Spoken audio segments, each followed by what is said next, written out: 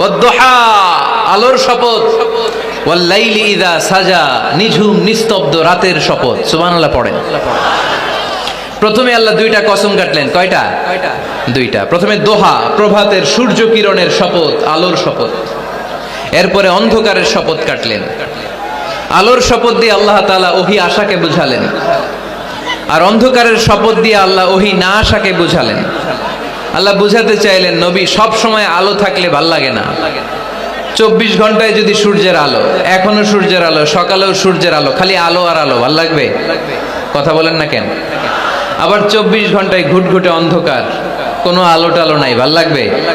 তার মানে জীবন চালাতে আলোরও দরকার, অন্ধকারেরও দরকার। বিশ্বনবীরে বুঝাতে চাইলেন, নবী ওহী আসা যেমনি দরকার, মাঝে মাঝে ওহী বন্ধ রেখে আপনার একটু বিশ্রাম দেওয়া দরকার। সুবহানাল্লাহ পড়েন। সরকারি চাকরি যারা করেন, সপ্তাহে কয়দিন জব করেন? জোরে বলেন। 5 দিন। বাকি 2 দিন কি করেন? বিশ্রাম নেন, ছুটিতে থাকেন। 7 দিনে যদি কাজ করা লাগতো, ভাল লাগতো? কথা বলেন না কেন? ভাল লাগতো না। আবার 7 দিনে যদি ছুটি থাকতো, ভাল লাগতো না। তার মানে কাজেরও যেমনি দরকার, বিশ্রামেরও দরকার, ঠিক কিনা? আল্লাহ বুঝাতে চাইলেন, নবী কাফেরদের কথায় কান দিবেন না।